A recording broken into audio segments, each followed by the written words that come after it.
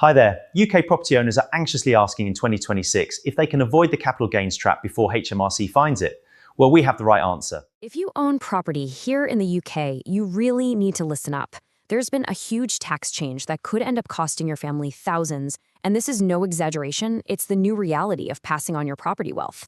So in the next few minutes, we're going to walk you through exactly how to protect that wealth from the taxman. Now, all of this comes straight from the expert tax advisors at Pro Tax Accountant, one of the UK's most trusted accounting firms, so you know you're in good hands. Right, let's get into it. £3,000. Yep, that's it.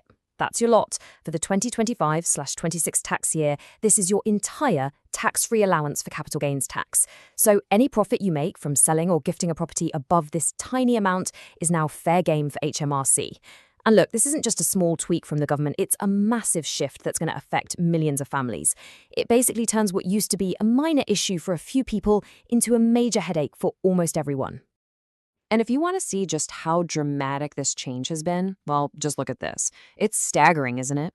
A few years back in 2022/23, you had a pretty decent buffer of over £12,000 before you paid a single penny in tax. And now it's been slashed by over 75%, all the way down to just $3,000. This is a huge blow for property owners, and it means you simply can't afford to ignore tax planning anymore.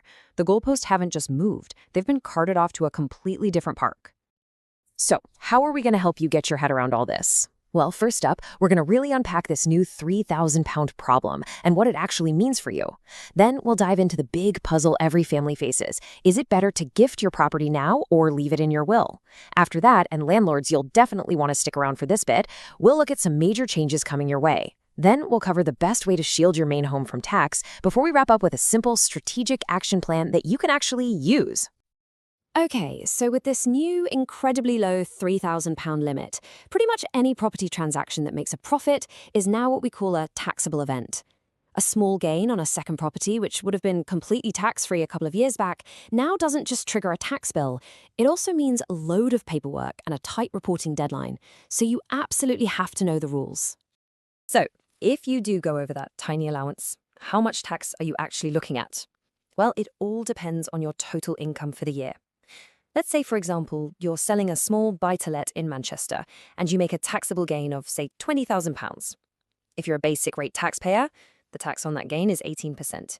But, and this is key, if that £20,000 gain pushes your total income into the higher rate tax band, you'll pay the higher rate of 24% on that part of the gain. And for trustees or executors, it's simpler but more expensive. A flat rate of 24% right from the start. Right, now this is the bit that catches so many people out. Imagine you want to help your daughter get on the property ladder. You own a small flat you bought years ago and you decide to gift it to her. You transfer it over for £0. You'd think, well, no money changed hands, so no tax to pay, right? Wrong. HMRC sees it completely differently. For them, it's as if you sold that property for its full market value on the day you gave it away. This can create something called a dry tax charge, a very real tax bill you have to pay even though you didn't get a single penny for the property. Ouch. And that leads us perfectly into the central puzzle that so many families are trying to solve. You've got a choice. Do you pay capital gains tax now by gifting the property away, or do you hold on to it, leave it in your will, and potentially face inheritance tax down the line? It's a really tough call, and honestly, there's no single right answer. You're basically choosing which tax you'd rather tangle with. Let's break down this trade-off. If you look at the lifetime gift option, you trigger capital gains tax right away. It's an immediate upfront cost. But the massive plus side is, if you live for 7 years after you make that gift, the property is completely outside of your estate for inheritance tax purposes. Now look at the other side, inheritance via will. If you leave it in your will, something fantastic happens, for tax purposes called the capital gains uplift. It's like the taxman hits a reset button. The property's value is reset to what it's worth on the day you die, and all the gain you've built up over the years is wiped out, completely tax-free for your kids. The huge risk, though, the entire value of that property is now sitting in your estate, where it could get hammered by a whopping 40% inheritance tax. It's a real tax catch-22. And if you are thinking about gifting, you have to know about this major trap. It's called the gift with reservation of benefit rule. This is basically where you give a property away in name, but not in reality.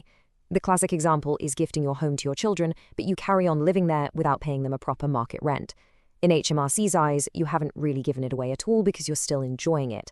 So when you die, they'll just ignore the so-called gift and add the house's full value straight back into your estate for inheritance tax. It completely defeats the whole purpose. Okay, let's switch gears for a moment.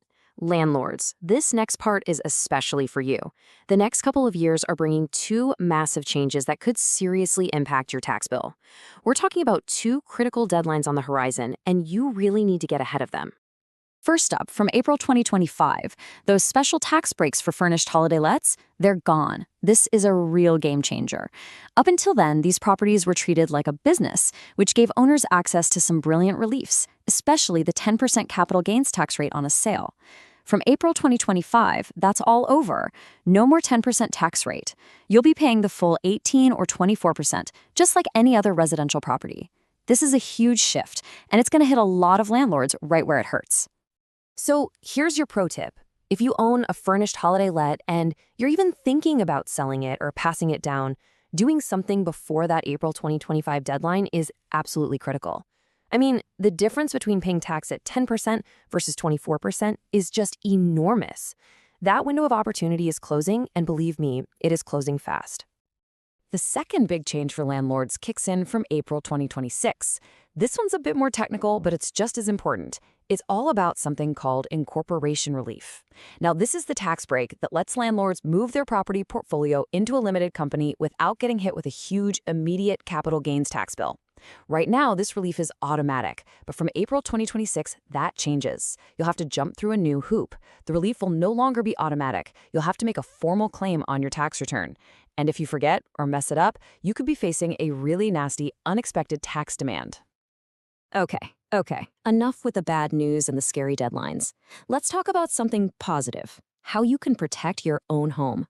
The good news is there's a very powerful shield you can use. In fact, it's probably the single most valuable tax relief available to most people in the UK. It's called private residence relief. So how does it work? Well, in principle, it's pretty simple.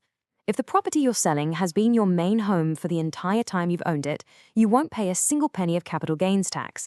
The entire profit is yours tax-free. And it gets even better. You also get a 9-month grace period. This means the last 9 months you own the property are also tax-free, even if you've already moved out. It's a massive help, gives you a bit of breathing room to sell. The crucial thing, though, is you have to be able to prove to HMRC that it genuinely was your main home. Right, we've covered a lot of ground. The problems, the puzzles, the reliefs. Now let's get to the good stuff, your action plan. Here are some simple, practical, and completely legal strategies you can explore to cut your potential capital gains tax bill. This is where you start to take back a bit of control. This right here is probably the foundational strategy for any married couple or civil partnership. It's the spousal transfer. Basically, transfers of assets between spouses happen on what's called a no-gain, no-loss basis. It's just a fancy way of saying there is zero capital gains tax to pay when you make the transfer. So, by transferring, say, a 50% share of a property to your spouse before you sell it, you can both use your individual £3,000 allowance. That's $6,000 of gain, tax-free, just like that. Plus, you get to use both of your basic rate tax bands. It's the simplest and often the most effective first move. So, what are the key points for your action plan? Let's quickly run through them. 1. If you're claiming that private residence relief, make sure your claim is rock solid. 2. As we just said, use those spousal transfers to double up on your tax-free allowance. 3. Think about the timing of your sale. If it's near the end of March, could you maybe push it to after April 5th? That way, you get to use a brand new tax-free allowance for the next year. 4. Don't forget about offsetting losses. If you sold some shares at a loss, you can use that loss to reduce your property gain. And finally, and this is so important, remember that 60-day deadline. You have to report the sale and pay any tax you owe within 60 days, otherwise you'll be facing automatic penalties. So I'll leave you with one final question. With these allowances so low and the rules changing all the time, is your current plan really robust enough? Is it going to do the job of protecting your property wealth for your family, for the next generation? It's definitely something to think about. And remember, this whole guide was brought to you by the expert team over at ProTax Accountant.